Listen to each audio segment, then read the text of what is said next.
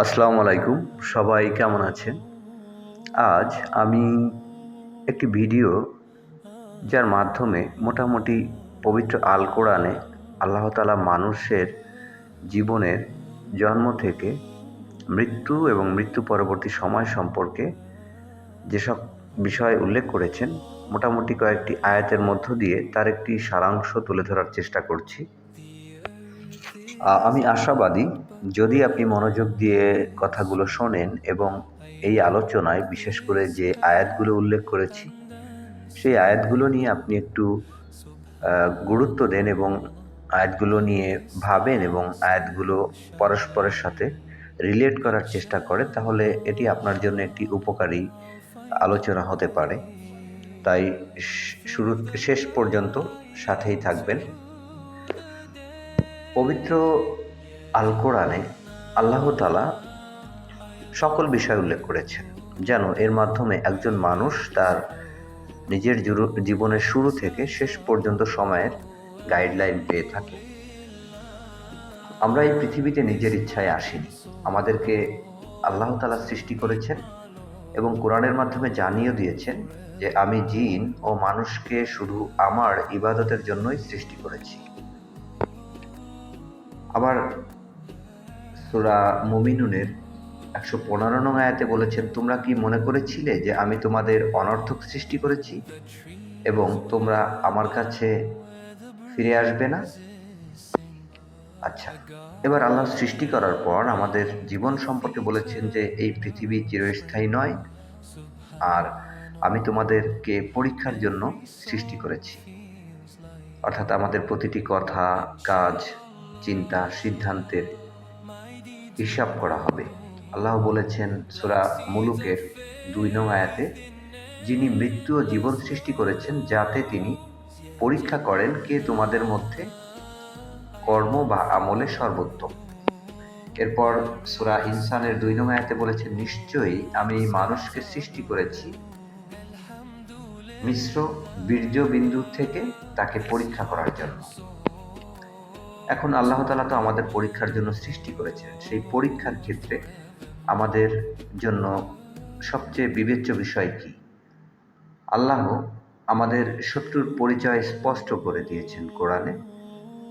শয়তান মানুষের সবচেয়ে বড় শত্রু, আর একটি রয়েছে মানুষের নফস। শয়তান মানুষের বিশ্বাস বা ঈমান নষ্ট করতে চায়, তাকে আল্লাহর পথ থেকে দূরে সরাতে চায়। আল্লাহ বলেছেন সূরা ফাতিরের ৬ নং আয়াতে, নিশ্চয়ই শয়তান তোমাদের শত্রু, অতএব তোমরা তাকে শত্রু রূপেই গ্রহণ করো। এরপর সূরা বাকারার ১৬৮ নং আয়াতে আল্লাহ বলেছেন যে শয়তানের পদাঙ্ক অনুসরণ করো না, নিশ্চয়ই সে তোমাদের প্রকাশ্য শত্রু। এছাড়া অন্যান্য অসংখ্য আয়াতে আল্লাহ এটি বোঝাতে চেয়েছে পরিষ্কারভাবে, স্পষ্ট রূপে, যে শয়তানের বিষয়ে এটি লিখে দেওয়া হয়েছে, যারা শয়তানকে অনুসরণ করবে শয়তান তাদেরকে জাহান্নামের পথে নিয়ে যাবে পথভ্রষ্ট করে। এবার নফস এবং দুনিয়ার ধোঁকা, এই বিষয়টিও গুরুত্বপূর্ণ। শুধু শয়তান নয়, মানুষের নিজের নফস বা তার প্রবৃত্তি তাকে গুনাহের দিকে টেনে নিয়ে যায়। অন্যদিকে দুনিয়ার মোহ বা দুনিয়ার যে বিষয়বস্তু যেগুলোর প্রতি মানুষের মধ্যে আকর্ষণ সৃষ্টি করা হয়েছে, তাও মানুষকে আখিরাত ভুলিয়ে দেয়। নফস সম্পর্কে আল্লাহ বলেছেন, নিশ্চয়ই নফস মানুষকে মন্দ কাজেরই আদেশ দেয়, তবে যাকে আমার রব দয়া করেন সে ব্যতীত। এটি মূলত ইউসুফ আলাইহিস সালামের কথা, তিনি এভাবে বলেছেন, তবে এটি কোরআনের কথা। সূরা নাজিয়াতের আয়াতে বলা হয়েছে, যে তার রবের সামনে দাঁড়ানোকে ভয় করেছে এবং নফসকে প্রবৃত্তি থেকে বিরত রেখেছে, তার আশ্রয় হবে জান্নাত। এবার দুনিয়া সম্পর্কেও আল্লাহ তাআলা কি বলেছেন, যে দুনিয়ার জীবন প্রতারণার ভোগ্য বস্তু ছাড়া আর কিছুই নয়। সূরা আল ইমরান ১৮৫। সূরা হাদীদের ২০ নং আয়াতে বলা হয়েছে যে জেনে রাখো, দুনিয়ার জীবন তো খেলতামাশা, সাজসজ্জা, পারস্পরিক গর্ব এবং ধন সম্পদ ও সন্তান সন্ততি বৃদ্ধির প্রতিযোগিতা মাত্র, আর প্রকৃত জীবন রয়েছে পরকালে আল্লাহর কাছে। এবার আমরা আমাদের পরীক্ষার বিষয় জানলাম, পরীক্ষায় আমাদের শত্রুকে সেটিও জানলাম, তাহলে মুক্তির পথ কি? আল্লাহ তাআলা শুধু সতর্ক করেননি, মুক্তির পথও দেখিয়েছেন। শয়তান, নফসের ধোঁকা এবং দুনিয়ার প্রতি যে আকর্ষণ, এর থেকে বাঁচার জন্য আল্লাহ তার আশ্রয় গ্রহণ করতে এবং তার ইবাদতে নিজেকে নিয়োজিত রাখার কথা বলেছেন সূরা জারিয়াত ৫৩ নং আয়াত, অতএব তোমরা আল্লাহর দিকেই ধাবিত হও। এরপর সূরা নাহল ৯৮ নং আয়াতে বলা হয়েছে, তুমি যখন কোরআন তেলাওয়াত করো তখন বিতাড়িত শয়তান থেকে আশ্রয় প্রার্থনা করো। এরপর আল্লাহ বলেছেন, যে ব্যক্তি আখিরাতকে প্রাধান্য দেয় সে প্রকৃত সফল, আর যে শুধু দুনিয়ার পেছনে ছোটে সে বড় ক্ষতির মধ্যে পড়ে। সূরা আলা আয়াত ১৬-১৭, তোমরা দুনিয়ার জীবনকে প্রাধান্য দাও অথচ আখিরাতে উত্তম এবং অধিক স্থায়ী। সূরা কাসাস ৭৭, তোমরা আল্লাহ তোমাদেরকে যা দিয়েছেন তা দ্বারা আখিরাতের আবাস অন্বেষণ করো এবং দুনিয়ার অংশ ভুলে যেও না। এবং অন্যান্য একাধিক আয়াতে আল্লাহ বলেছেন যে যারা দুনিয়ার জীবনকে আখিরাতের জীবনের তুলনায় প্রাধান্য দিবে তারা ক্ষতিগ্রস্ত।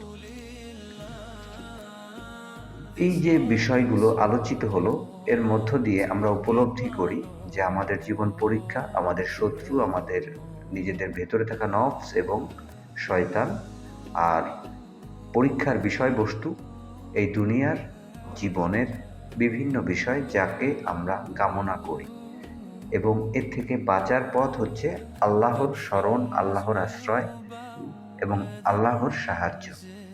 আর যার উপায় হচ্ছে আল্লাহর ইবাদতে নিজেকে মগ্ন করা। এরপর শেষ যে বিষয়, একদিন আমাদের প্রত্যেকের কাছেই মৃত্যুর মুহূর্ত আসবে। তখন ফিরে এসে ভালো কাজ করার সুযোগ থাকবে না। কুরআন সেই দৃশ্য অত্যন্ত হৃদয়স্পর্শভাবে উল্লেখ করেছে বা তুলে ধরেছে। তোমাদের কারো কাছে মৃত্যু আসার আগে আমি তোমাদেরকে যা দিয়েছি তা থেকে ব্যয় করো, অন্যথায় সে বলবে, অর্থাৎ যার সামনে মৃত্যু আসবে এবং যে সঠিক পথে চলবে না, সে বলবে, হে আমার রব, আমাকে যদি আর কিছু সময় দিতে তাহলে আমি সদকা করতাম, সৎকর্মশীলদের অন্তর্ভুক্ত হতাম। অর্থাৎ আপনি যদি আল্লাহর পথে ব্যয় না করেন, সৎকর্মশীলদের অন্তর্ভুক্ত না হন, আল্লাহর কোরআন অনুযায়ী জীবনযাপন না করেন, তাহলে আপনাকে এই পরিস্থিতির সামনে দাঁড়াতে হবে।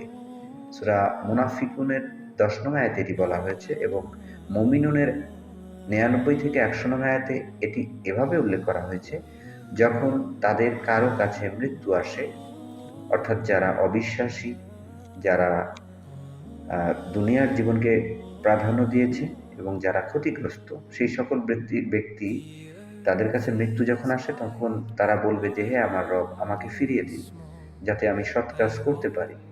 কিন্তু এখানে আল্লাহ বলেছেন যে কখনোই নয়, এটি শুধু তার মুখের কথা, অর্থাৎ আল্লাহ অন্তর জানেন। আচ্ছা, পরিশেষে এই কোরআনে আল্লাহ তাআলা বারবার মানুষকে আল্লাহর দিকে ফিরে আসতে এবং বিচার দিবসকে ভয় করার কথা বলেছে, যে মৃত্যুর পর সবাইকে আল্লাহর সামনে উপস্থিত হতে হবে, সেদিন কারো প্রতি কোনো অবিচার করা হবে না, প্রত্যেকে তার কাজের পূর্ণ প্রতিফল পাবে। এজন্য আল্লাহ তাআলা সূরা বাকারার ২৮১ নং আয়াতে বলেছেন যে সেই দিনকে ভয় করো, যেদিন তোমাদের সবাইকে আল্লাহর কাছে ফিরিয়ে নেওয়া হবে, তারপর প্রত্যেককে তার কৃতকর্মের পূর্ণ প্রতিদান দেয়া হবে এবং তাদের প্রতি কোনো অবিচার করা হবে না। সূরা জুমার ৭০ নং আয়াতে বলা হয়েছে, প্রত্যেক ব্যক্তিকে তার কর্মের পূর্ণ প্রতিদান দেওয়া হবে, তারা যা করত তিনি সে সম্পর্কে সর্বাধিক অবগত। পরিশেষে আমি যে কথাটি বলতে চাই, এটি মূলত আমাদের জীবনের শুরু এবং শেষের দৃশ্য, এবং কোরআনে সব কিছু ধাপে ধাপে বিভিন্নভাবে বর্ণনা করা হয়েছে, যেন আমরা সঠিক পথ প্রাপ্ত হই, সঠিক পথে চলি। এবং এই পথটি কোনো অস্পষ্ট পথ নয়, এটি কোরআনে বিভিন্নভাবে বর্ণনা করা হয়েছে। আমরা দুনিয়ার জীবন যাপন করছি আর আমাদের পরকাল নিয়ে একটা অস্পষ্ট ধাঁধার মধ্যে রয়েছি। ধাঁধাটি হচ্ছে যে এরকম যে আল্লাহ আমাকে মাফ করে দেবে, ক্ষমা করে দেবে, একটা ব্যবস্থা হবে, এত লোকজন সবাই তো সবার মতো চলছে, সবার মতো আমারও ব্যবস্থা হবে। আসলে না, এই সিদ্ধান্তটা আমরা আমাদের মতো নেই, এটি শয়তানের ধোঁকা। আমার জীবনের বা পরকালের বিষয়ে আমার কনসেপ্ট কেমন হবে এটি কোরআনে আল্লাহ বলে দিয়েছেন। আপনি কোরআন পড়েন, আপনি বুঝতে পারবেন কি করতে হবে। আল্লাহ বলে দিয়েছেন, আল্লাহ পরিষ্কারভাবে বলেছেন, যারা ঈমান আনে অর্থাৎ বিশ্বাস করে, নেকামল করে, আল্লাহর পথে চেষ্টা চালায়, আল্লাহ অবশ্যই তাদেরকে আল্লাহর পথে পরিচালিত করবে। আল্লাহ বলেছেন যে তোমরা ঈমান আনো, নেকামল করো এবং বড় বড় গুনাহ থেকে বেঁচে থাকো। ছোট ছোট যে সকল গুনাহ, এগুলো আল্লাহ ক্ষমা করে দিবেন। আল্লাহ বলেছেন যে তোমরা তওবা করো, সঠিক বা তওবার মতো করে তওবা করো। এরপর ঈমান আনো, নেকামল করো এবং আল্লাহর পথে স্থির থাকো। আল্লাহ তোমাদের পাপসমূহ ক্ষমা করে দেবেন। এমনকি এটাও বলেছেন এই পাপগুলোকে পুণ্যে পরিণত করে দেবেন। কিন্তু আপনি যদি কোনো পথ অবলম্বন না করে একটা অস্পষ্ট উদাসীন ধারণার মধ্যে থাকেন যে নিশ্চয়ই একটা ব্যবস্থা হবে, এগুলো হচ্ছে শয়তানের ধোঁকা এবং ধর্ম, কোরআন বা সঠিক পথ নির্দেশ সম্পর্কে আপনার মনের মধ্যে থাকা অস্পষ্ট এক ধারণা। কোরআন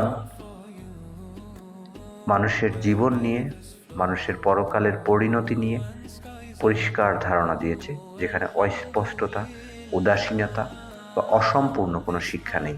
আল্লাহ তাআলা আমাদের সকলকে তৌফিক দান করুন। আমিন।